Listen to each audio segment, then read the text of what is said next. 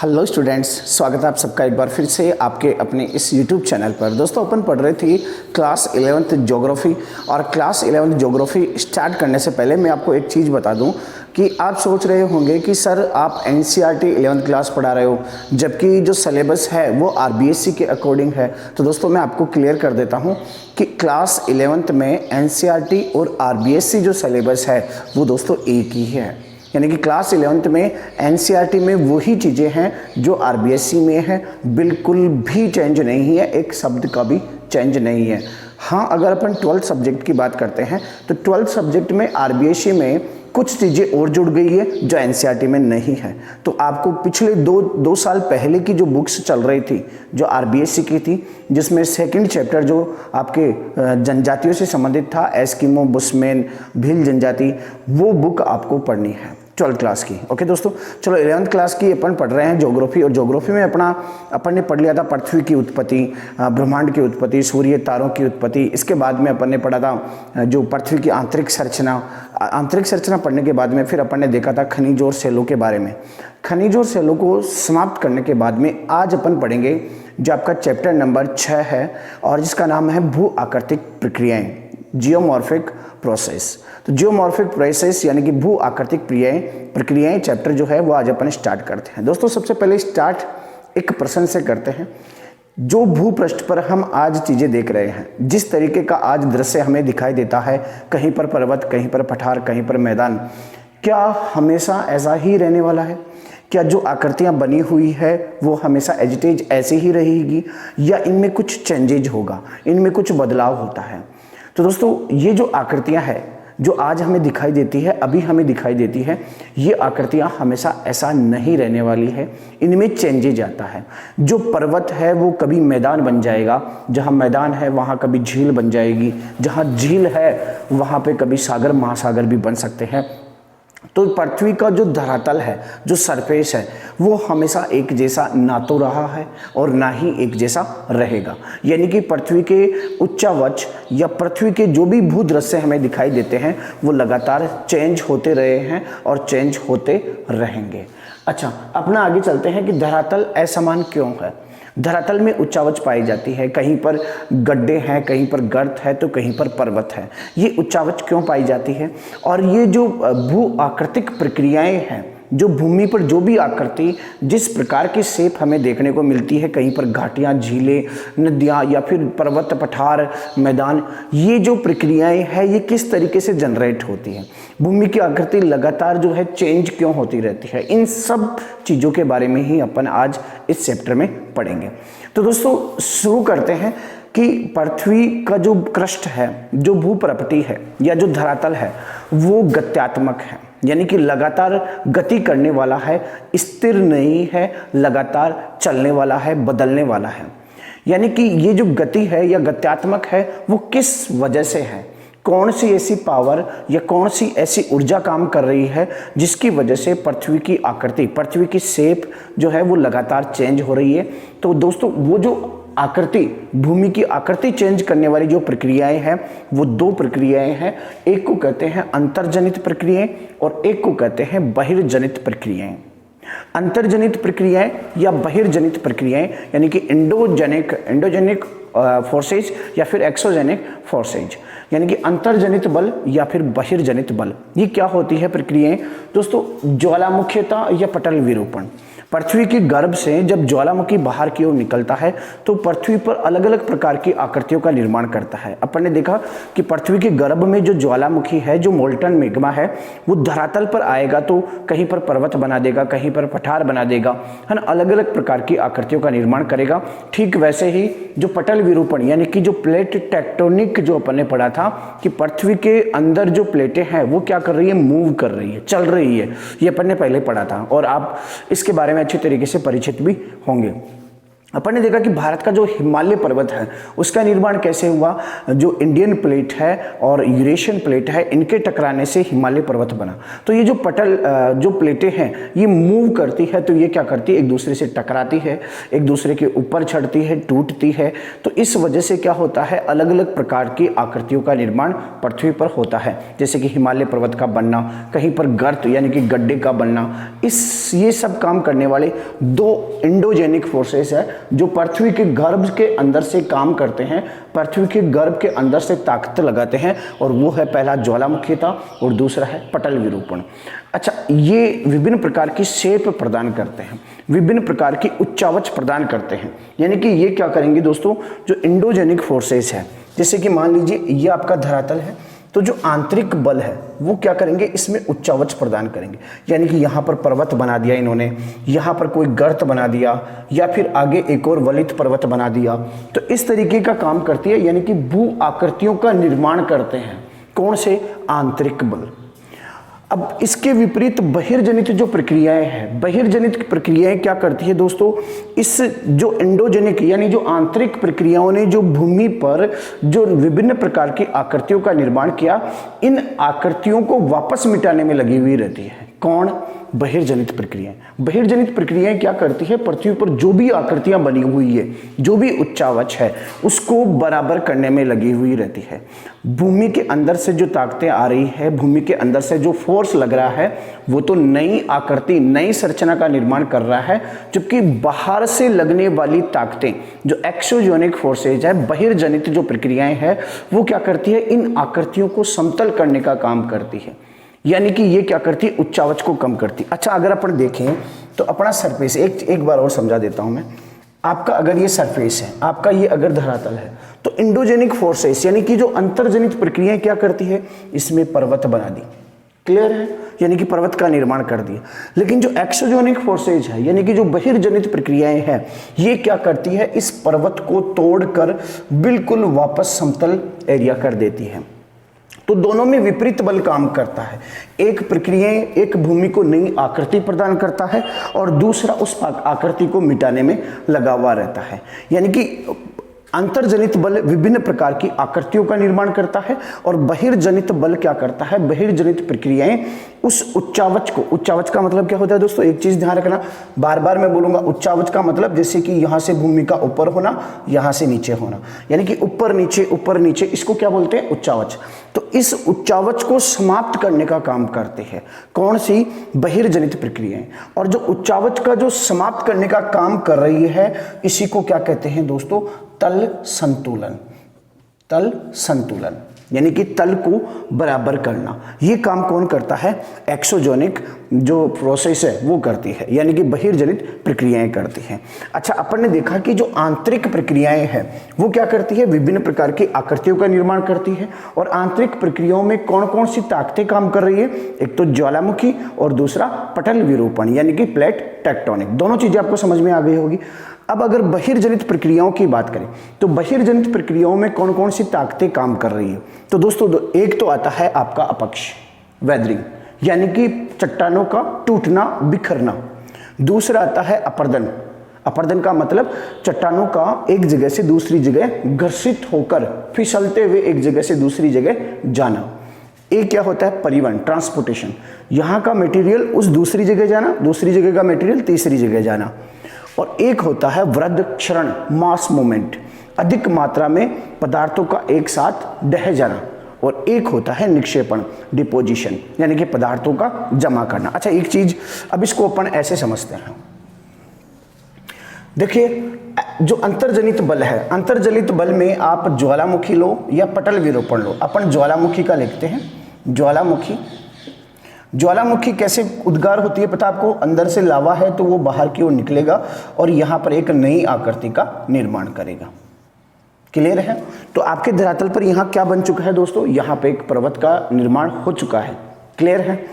अब देखिए, जब पर्वत का निर्माण होने के बाद में अब क्या होंगे, एक्सोजेनिक फोर्सेज काम करेगी। कौन सी, बहिर्जनित प्रक्रियाएं काम करेगी। और बहिर्जनित प्रक्रिया में सबसे पहले क्या होगा, इस चट्टान का अपक्षय होगा।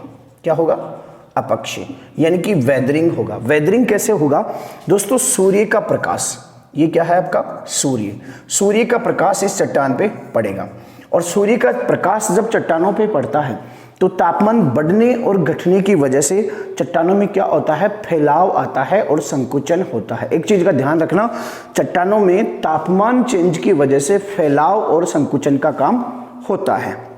क्लियर है? यानी कि जब चट्टानों का टेम्परेचर बढ़ता है तो उनमें फैलाव आता है और जब टेम्परेचर घटता है तो उनमें संकुचन होता है। जब चट्टानें फैलती है, सिकुड़ती है, फैलती है, सिकुड़ती है। दूसरा क्या होता है, वर्षण। क्या होता है, वर्षण, यानी कि वर्षा का होना। जब वर्षा होती है और इधर तापमान में चेंजेज आ रहे हैं, वर्षा में चेंजेज आ रही है, तो ये चट्टान धीरे धीरे क्या हो जाएगी, बिखर जाएगी, टूट जाएगी और वही क्या होगा आपका अपक्षय यानी कि वेदरिंग हो जाएगी। अब अपक्षय होने के बाद में ये चट्टान क्या हो गई, टूट गई, बिखर गई, है ना। अब क्या होगा, जब बारिश हो रही है तो क्या हो रहा है, पानी जब यहाँ पे गिर रहा है तो ये पानी क्या हो रहा है, फ्लो हो रहा है, बह रहा है, ढलान की तरफ बह रहा है। क्या बह रहा है, पानी जब बह रहा है तो ये क्या करेगा, अपने साथ में जो टूटे हुए मटेरियल है, जो ये इस चट्टान का टूटा हुआ मटेरियल है, इसको अपने साथ में बहा कर ले जाएगा। कंप्लीट है, यहां से बहा कर ले जाएगा और बहा कर ले जाके कहां तक ले जाएगा, जब पानी जो ढाल प्रवणता है वो अधिक होगी। ढाल प्रवणता का मतलब अगर पानी तेज गति से नीचे उतर रहा है तब तो उसमें बहाने की क्षमता तेज होती है। जैसे ही पानी प्लेन्स में प्रवेश करता है यानी कि समतल क्षेत्रों में आता है तो फिर वो इन मटेरियल्स को बहाने में सक्षम नहीं होता। तो जैसे ही ये समतल जगह पर आया, अब ये अपने साथ में इसको नहीं बहा सकता, तो ये क्या करेगा, फिर इनको यहाँ पर डिपॉजिट कर देगा, इस मटेरियल को यहाँ पर जमा करेगा। तो दोस्तों यहाँ वाला भाग, ये वाला हिस्सा अब कहाँ आ गया, यहाँ पे जमा हो गया। क्लियर है? तो ये जो अपक्षय का काम हुआ, फिर अपर्दन का काम हुआ और फिर लास्ट में जो जमाने का काम हुआ, ये क्या था, निक्षेपण। और जो बहकर जा रहा था वो क्या था, अपर्दन। तो ये प्रक्रियाएं काम कर रही है। देखो, सूर्य के प्रकाश, वर्षण, तापमान, इन वजह से चट्टानों में अपक्षय हुआ। अपक्षय होने के बाद में जो बहता हुआ पानी है या फिर तेज गति से चलती हुई पवन है या फिर हिमनद है या फिर भूमिगत जो जल है, वो इस मटेरियल को, इन डेबर्स को एक जगह से दूसरी जगह पर ले जाएंगे, अपने साथ में बहा कर ले जाएंगे, अपर्दित करके ले जाएंगे और आगे ले जाकर इनका निक्षेपण कर देंगे, इनको डिपॉजिट कर देंगे। तो क्या होगा, ये जो उभरी हुई आकृति है वो धीरे धीरे क्या हो जाएगी, एक समतल मैदान बन जाएगा। जो बड़ा पर्वत था वो धीरे धीरे क्या बन जाएगा, समतल मैदान बन जाएगा। और ये समतल मैदान बनना ही क्या कहलाता है, तल संतुलन कहलाता है। क्लियर है, जो मैंने अभी बताया था। तो इस तरीके से बहिर्जनित प्रक्रियाएं क्या करती है, तल संतुलन का काम करती है, यानी कि उच्चावच को समाप्त करने का काम करती है। यहाँ पे देखा था पहले एक पर्वत था, लेकिन धीरे धीरे जो एक्सोजेनिक फोर्सेस थे, जो बहिर्जनित प्रक्रियाएं थी, इन्होंने क्या किया, धीरे धीरे इसको समतल मैदान में बदल दिया। तो ये क्या करते हैं, जो बहिर्जनित प्रक्रियाएं होती है उनमें पहले क्या होता है, अपक्षय होता है, फिर अपर्दन होता है, फिर परिवहन होता है और फिर क्या हो जाता है, इनका निक्षेपण हो जाता है, डिपोजिशन हो जाता है, जिससे जो उच्चावचता थी धरातल में, जो ऊंचे ऊंचे नीचे और जो क्षेत्र थे वो क्या हो गए, अब समतल हो गए। और इसी को अपन ने क्या कहा, तल संतुलन। अब ये दोनों प्रोसेस जो है लगातार काम करती रहती है। अंतर्जनित बल अपने काम करता है और बहिर्जनित बल अपना काम करता है। अंतर्जनित बल आकृतियां देता रहता है, उनमें विभिन्न प्रकार की उच्चावच प्रदान करता रहता है, जबकि जो बहिर्जनिक प्रक्रियाएं हैं वो उनको समतल करने का काम करती रहती है। यहां तक क्लियर है? दोनों चीजें आपको समझ में आ गई होगी कि भू आकृतिक प्रक्रियाएं, यानी कि जो भूमि की आकृति पर, भूमि की जो भी आकृति है वो लगातार क्यों चेंज हो रही है। तो दो प्रकार के फोर्सेज काम कर रहे हैं, अंतर्जनित बल और बहिर्जनित बल। अंतर्जनित बल में ज्वालामुखी और पटल विरूपण दोनों चीजें हमने अच्छी तरीके से समझ रखी है। पटल विरूपण मतलब प्लेट टेक्टोनिक, प्लेट विवर्तनिकी जो अपन ने पढ़ा था वो, और बहिर्जनित बल में अपर्दन, अपक्षय, परिवहन, वृहद क्षरण और निक्षेपण। अच्छा, वृहद क्षरण इसको अपन समझ लेते हैं, ये क्या है वृहद क्षरण, इसको आगे और भी अपन डिटेल से पढ़ेंगे। लेकिन क्या होता है, जैसे कि मान लीजिए ये कोई पर्वत था, यहाँ पे ये कोई पर्वत था और इस पर्वत का क्या हुआ दोस्तों, ग्रेविटी पावर के कारण ये सब चीज़ें क्या होती है, ये सब चीज़ें जो अपन देख रहे हैं इसको अभी अपन देखेंगे गुरुत्वाकर्षण के बारे में कि ये सब चीज़ें गुरुत्वाकर्षण की वजह से तो हो रहा है। तो वृहद क्षरण भी क्या होता है, जब मान लीजिए कोई ऊंची चट्टान है और ऊंचा पर्वत है और वो ऊंचा पर्वत एक साथ बहुत बड़ा हिस्सा जब नीचे की ओर गिर जाता है तो उसे अपन क्या कहते हैं, वृहद क्षरण कहते हैं। भूस्खलन वगैरह हुआ, पर्वतीय क्षेत्रों में क्या होते हैं कि जो ऊंचे ऊंचे पर्वत होते हैं वो अचानक से ढह जाते हैं और ढहने की वजह से क्या हो रहा है दोस्तों, उच्चावच थी वो क्या हो रही है, समतल हो रही है। तो वो भी किस में आएगा, वृहद क्षरण भी किस में आएगा, बहिर्जनित बलों में आएगा, क्योंकि ये भी तल संतुलन का काम कर रहा है। अच्छा, यहाँ तक क्लियर है, आप लोगों को समझ में आ रहा होगा। अगर समझ में आ रहा है तो एक बार शेयर जरूर करें और कमेंट करके भी मुझे बताएं। अच्छा, आगे चलते हैं। आगे का जो प्रोसेस, आगे जो देखो, अब ये बहिर्जनित प्रक्रियाएं हैं। कौन कौन सी प्रक्रिया हो गई, अपक्षय हो गया, अपरदन हो गया, परिवहन हो गया, वृहद क्षरण और निक्षेपण। इनको करने वाले एजेंट कौन है, बहिर्जनित प्रक्रियाओं के कारक कौन कौन से हैं, कौन कौन सी चीजें, कौन कौन से एजेंट ये सब काम कर रहे हैं। तो दोस्तों एक तो प्रवाहित जल कर रहा है, अभी अपन ने देखा। एक गतिज पवन यानी कि बहती हुई हवा भी इस प्रकार का काम करती है। बहती हवा क्या करती है, जो छोटे छोटे मटेरियल्स होते हैं, जो कंकड़ पत्थर होते हैं, या अपन कहें कि बालू रेत जो होती है, उसको एक जगह से दूसरी जगह उड़ाकर ले जाती है अपने साथ में। इसके अलावा लहरें, समुद्री लहरें भी ये काम करती है। हिमानी यानी कि ग्लेशियर भी इस प्रकार का काम करते हैं और समुद्री धाराएं भी इस प्रकार का काम करती है। ये क्या हो गए दोस्तों, ये तो प्रक्रियाएं हैं और ये क्या है, इनके एजेंट है यानी कि कारक है। अब एक चीज और देखते हैं, ग्रेविटी फोर्स। ग्रेविटी फोर्स क्या है दोस्तों, ग्रेविटी फोर्स भी क्या करता है, तल संतुलन का काम करता है। कैसे करता है दोस्तों, जो इंडोजेनिक यानी कि ज्वालामुखी और प्लेट टेक्टोनिक ने क्या किया, बाहर एक नई आकृति दी, है ना, जमीन पर एक नई आकृति का निर्माण किया। लेकिन जब ये सब चीजें काम करेगी, अपक्षय का, अपरदन का, परिवहन का, निक्षेपण का, ये सब चीजें कब हो पाएगी, ये सब चीजें तब हो पाएगी जब ग्रेविटी फोर्स होगी। अपनी पृथ्वी पर गुरुत्वाकर्षण शक्ति है और गुरुत्वाकर्षण शक्ति एक ऐसी शक्ति होती है जो सभी चीजों को पृथ्वी अपनी ओर अट्रैक्ट करती है, अपनी ओर खींच के रखती है, अपनी ओर चिपका के रखती है। जैसे ये मैं मार्कर अगर छोड़ूंगा तो ये पृथ्वी की तरफ जाएगा, है ना। तो ये क्या होता है, कोई भी चीज जो पृथ्वी की ओर जाती है यानी कि ऊंचे क्षेत्रों से नीचे क्षेत्रों की ओर जाती है ना, धरातल के पास में आती है, वो शक्ति क्या होती है, गुरुत्वाकर्षण शक्ति होती है। और ये अपनी पृथ्वी में ये गुरुत्वाकर्षण शक्ति ग्रेविटी फोर्सेस है। तो दोस्तों अगर प्रवाहित जल क्यों बहेगा, पहले तो ये देख लेते हैं। जैसे ये आपका धरातलीय क्षेत्र है ना, तो ये धरातलीय क्षेत्र, आप बताइए अगर यहाँ पे जल होगा तो वो यहाँ का जल इधर बहेगा, है ना, इधर बहेगा या इधर बहेगा, तो आप बोलोगे कि सर इधर बहेगा। अब इधर क्यों बहेगा, क्योंकि ग्रेविटी फोर्स काम कर रही है। उच्च स्थान से निम्न स्थान की ओर जाएगा, यानी कि पानी उच्च क्षेत्र से निम्न क्षेत्र की ओर जाएगा। तो काम कौन कर रहा है, ग्रेविटी फोर्स काम कर रही है। इसके अलावा अगर मैं कहूं कि यहाँ पे कोई पत्थर था तो वो यहाँ पे कोई पर्वत था तो वो ढहेगा, तो किधर ढहेगा, इधर ढहेगा। क्यों ढहेगा, क्योंकि ग्रेविटी फोर्स ही तो नीचे की ओर खींच रही है ना। इसके अलावा अगर मैं कहूँ कि यहाँ पे निम्न वायुदाब है और यहाँ पे उच्च वायुदाब है, तो पवनें इधर से इधर ही बहेगी ना। क्यों बहेगी, क्योंकि ग्रेविटी फोर्स के कारण। जहाँ पे निम्न दाब वायुदाब होगा वहां से उच्च वायुदाब की पवनें आएगी, क्यों, गुरुत्वाकर्षण बल के कारण।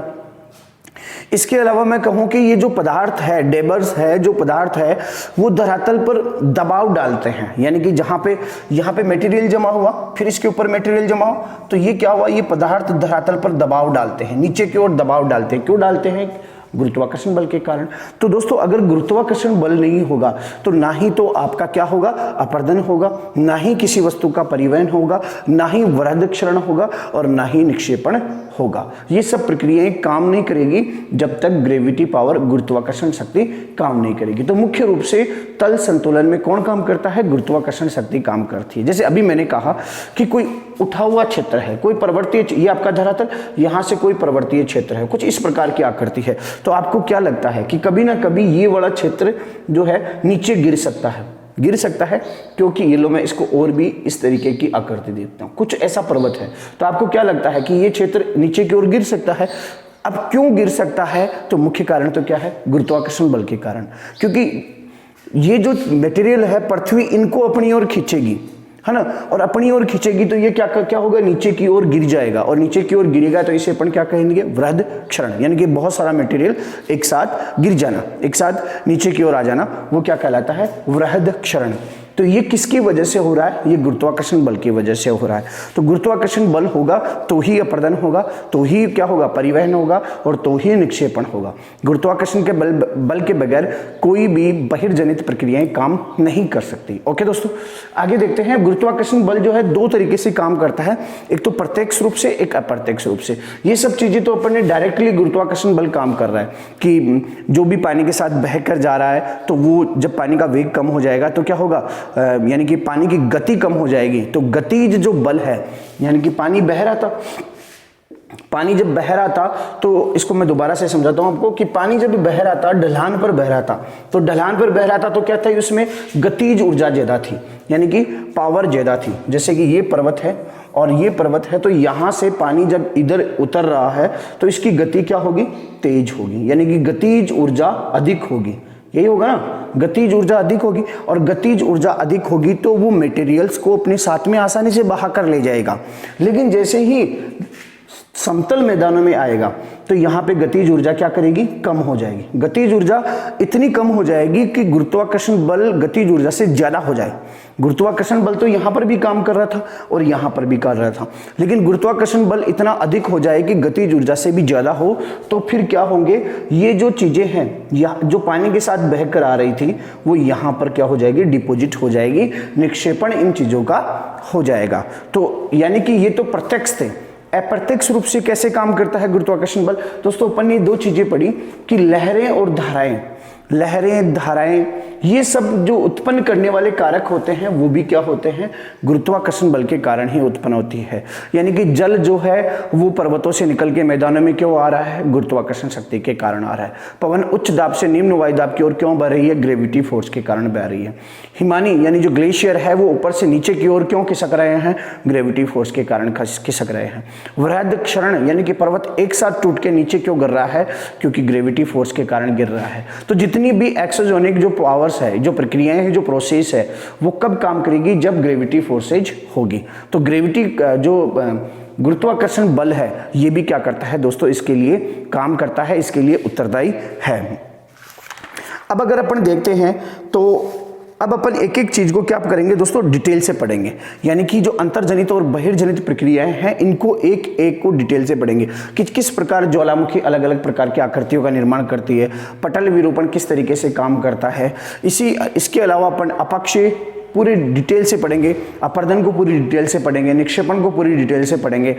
और इसके अलावा जो एजेंट है कि जल, ये आगे वाले चैप्टर में पढ़ेंगे कि जल किस तरीके से काम करता है, प्रवाहित पवन किस तरीके से काम करती है, और हिमनद है वो किस तरीके से काम करते हैं, भूमिगत जल किस तरीके से काम करता है अलग अलग आकृतियों के निर्माण और उनको समाप्त करने में। तो दोस्तों आगे अभी अपन पढ़ते हैं इंडोजेनिक और एक्सोजेनिक जो प्रक्रियाएं हैं, जो प्रोसेस है, ज्वालामुखीता, पटल विरूपण, जो भी अंतर्जनिक और बहिर्जनिक प्रक्रियाएं हैं उनको हम बिल्कुल पूरी डिटेल से पढ़ेंगे, पूरा वर्णन उनका करेंगे। तो सबसे पहले अपन पढ़ते हैं अंतर्जनिक बलों का। दोस्तों अंतर्जनित बलों का अपन विवरण थोड़ा थोड़ा पढ़ेंगे, लेकिन जो बहिर्जनित जो प्रक्रियाएं हैं जिनमें अपक्षय हुआ, अपर्दन हुआ, निक्षेपण हुआ, वृहद क्षरण हुआ, इन सब का अपन विस्तृत वर्णन करेंगे। तो आज सिर्फ जो अंतर्जनित प्रक्रियाएं हैं और जो दो प्रक्रियाएं थी जो पृथ्वी के आंतरिक बलों से काम करती है, पृथ्वी की आंतरिक ऊर्जा से इनको बल मिलता है, इन दो प्रक्रियाओं के बारे में पढ़ेंगे। एक बार मैं इनको डिटेल से आपको समझा देता हूं कि अंतर्जनित प्रक्रियाएं क्या होती है। पृथ्वी के अंदर से निकलने वाली ऊर्जा भू आकृति प्रक्रियाओं को बल प्रदान करती है। देखो पृथ्वी, ये अगर आप देखोगे आपका सरफेस है, इस तरीके से आप यहां पर रहते हैं। कहां पर रहते हैं आप? यहां पर। ये लो आपका चित्र मैं बना ही देता हूं, ये हो आप, है ना। तो आप यहाँ पर रह रहे हैं। तो यहाँ पर क्या होता है दोस्तों, पृथ्वी के अंदर से कुछ फोर्सेज काम करते हैं, कुछ बल काम करता है, कुछ प्रक्रियाएं काम करती है जो भूमि को आकृति प्रदान करती है। वो क्या होती है, जो पृथ्वी के अंदर से काम कर रही है उनको अपन क्या करते हैं, कहेंगे अंतर्जनित प्रक्रियाएं, इंडोजेनिक फोर्सेस। देखो पहला क्या है इसमें, पटल विरूपण। अब ये पटल विरूपण क्या होता है दोस्तों, अपन ने पढ़ा था प्लेट टेक्टोनिक। अपन ने पढ़ा था कि पूरी पृथ्वी जो है वो प्लेट से बनी हुई है। प्लेट क्या है, एक ठोस अनियमित आकार का एक चट्टानी टुकड़ा है। इनसे मिलकर पृथ्वी 7 प्रमुख प्लेटें थी। अपन ने पढ़ा था north America, south America, Africa, Indo Australian plate, Eurasian plate, plate, African plate, ये सब प्लेटें अपन ने पढ़ी थी, प्रशांत महासागरीय प्लेट, इन सब के बारे में आप प्लेट के बारे में अच्छी तरीके से जानते होंगे कि प्लेट होती क्या है। अब देखिए दोस्तों, अपन ने ये भी देखा था कि प्लेट जो है वो मूव हो रही है, ये भी अपन ने पढ़ा था कि गोंडवाना पहले जो थी वो प्लेटें सभी एक ही जगह थी, जिसे पेंजिया कहा गया था, फिर बाद में इसका विभाजन हुआ, टूट कर ये मूव करके अलग अलग हो गई। तो वो जो मूवमेंट था, वो चट्टानों में जो प्लेटों में जो मूवमेंट था वो आज भी अवनरत जारी है, ये भी अपन ने पढ़ा था कि भारत में हिमालय का निर्माण जो हो रहा है वो पटल विरूपण के कारण ही हो रहा है, प्लेट टेक्टोनिक के कारण ही हो रहा है, ये भी अपन ने जाना था। तो दोस्तों, जब प्लेटें मूव करती है, चलती है, तो क्या होता है, ये विभिन्न प्रकार की आकृतियों का निर्माण करती है। यहाँ पर अलग अलग प्रकार की भूमि के ऊपर धरातल पर अलग अलग प्रकार की आकृतियों का निर्माण करती है। जैसे उदाहरण के लिए मैं कहूँ आपको कि यहाँ पे अच्छा सा उदाहरण देखते हैं अपन हिमालय पर्वत का, जो ताकि आपका रिवीजन भी हो जाएगा। यूरेशिया प्लेट और नीचे कौन सी थी, इंडो ऑस्ट्रेलियन प्लेट या इंडियन प्लेट अपन बोल देंगे। इंडो ऑस्ट्रेलियन प्लेट, जो ऑस्ट्रेलियन टूटकर अलग हो गई थी, और इंडो फिर क्या होती है, नॉर्थ की ओर जा रही थी। अपन ने देखा था कि इंडियन प्लेट पहले दक्षिणी गोलार्ध में थी, लेकिन ये मूव कर रही थी किधर, उत्तर की तरफ। उत्तर की तरफ आने पर इसने क्या किया, यूरेशिया प्लेट से टकराई, और यूरेशिया प्लेट से टकराने की वजह से क्या हुआ, एक वलित पर्वत का निर्माण हुआ, मोड़दार पर्वत का निर्माण हुआ। कैसे होता है, जैसे ये प्लेट है, एक प्लेट ये है, एक ये है, जब ये टकराएगी तो क्या होगा दोस्तों, ऐसा वलन पड़ेगा, और ऐसे वलन पड़ेगा तो क्या होगा, एक जगह से ये ऊपर ऐसे उठ जाएगी और धरातल के बाहर निकल जाएगी, और उसे ही अपन क्या कहेंगे, पर्वत का नाम दे देंगे। तो इस तरीके से पटल विरूपण एक आकृति का निर्माण करता है। देखो, वलयन के कारण पर्वत का निर्माण हो जाता है। इसके अलावा धरातलीय भाग में धरातलीय भाग में विकृतियां उत्पन्न हो जाती है। जैसे अपन ने देखा था कि जो ये यूरेशियन प्लेट, ये आपकी इंडो ऑस्ट्रेलियन प्लेट, ये आई ऐसे और इस तरीके से आकर इसने क्या किया दोस्तों, यहाँ पर आकर जब टकराई ना ये प्लेट यूरेशियन या आपके इंडियन प्लेट, तो जैसे आके इससे टकराई तो यहाँ तो एक उच्चावच क्षेत्र बन गया, लेकिन इससे पहले एक ऐसे गर्त का निर्माण हो गया, यानी कि ये आपका प्रायद्वीपीय क्षेत्र, ये फिर मैदानी क्षेत्र, और ये आपका हिमालय पर्वत। तो एक यहाँ पर गर्त बन गया, गड्ढा बन गया, और फिर बाद में ही नदियों के द्वारा इस गड्ढे को पाट दिया गया, जिससे नॉर्थ का प्लेन बना, यानी कि उत्तरी मैदान बना, ये अपन जानते हैं। तो इस तरीके से अलग अलग प्रकार की विकृतियां उत्पन्न हो जाती है, किसकी वजह से, प्लेट टेक्टोनिक की वजह से, प्लेटों के मूव करने की वजह से। इसके अलावा भूकंप आते हैं, ये भी अपन ने पढ़ा था कि प्लेट जब मूव करती है तो वो टकराती है, तो उससे एक एनर्जी जनरेट होती है, और वो तरंग जनरेट होकर धरातल पर जब महसूस किया जाता है उसे अपन अर्थक्वेक यानी कि भूकंप कहते हैं। तो इस तरीके से जो पटल विरूपण है या प्लेट टेक्टोनिक है, वो भूमि पर नई नई आकृतियों का निर्माण करता है। ऐसे ही अपन ने ज्वालामुखी के बारे में देखा था कि जो मेंटल भाग है, देखो ज्वालामुखी को भी एक दोबारा से देख लेते हैं, आपका रिवीजन हो जाएगा। बाकी आप लोग पढ़ रहे हैं तो आपको पता होगा कि ज्वालामुखी क्या होता है, कहाँ से मोल्टन मैग्मा बाहर आता है और किस प्रकार की आकृति बनाता है। दोस्तों, अपन ने देखा था कि ये पृथ्वी का ऊपरी जो हिस्सा है, ये क्या है, भूप्रपटी है। क्या है, भूप्रपटी है। भूप्रपटी के नीचे क्या है, दुर्लभता मंडल है। ये आपका क्या है, दुर्लभता मंडल, दुर्बल मंडल है। और इस दुर्बल मंडल में क्या है, मोल्टन मैग्मा है। और ये मैग्मा क्या होता है, ऊपर की ओर जब भी इसे मौका मिलता है ऊपर की ओर आता है, और ऊपर की ओर आकर पृथ्वी पर धरातल पर इस तरीके से फैल जाता है, इस तरीके से आकृति बना देता है। तो एक आकृति, नई आकृति विकसित हो रही है जो धरातल पर विकसित हो रही है, और वो किसकी वजह से हो रही है, ज्वालामुखी की वजह से। यानी कि पृथ्वी के गर्भ से जो गर्म तप्त मोल्टन मैग्मा, जो लावा बाहर निकलता है, बाहर निकलकर एक नई आकृति प्रदान कर देता है। तो इससे भी क्या होता है, जियोमॉर्फिक प्रेस यानी कि भूमि की आकृति चेंज होती है। तो ये दो आंतरिक प्रक्रियाएं थी जिनको अपन ने देखा कि ये किस तरीके से भूमि की आकृति को चेंज कर रही है। अब अपन देखेंगे जो एक्सोजेनिक फोर्सेस है, जो बहिर्जनिक बल है, उनको अपन डिटेल से पढ़ेंगे। तो दोस्तों, आज के लिए इतना ही। आगे जो है अपन बहिर्जनित प्रक्रियाएं जो है वो अपन कल पढ़ेंगे, और कल से हम इसको स्टार्ट करते हैं। ओके दोस्तों, थैंक यू सो मच।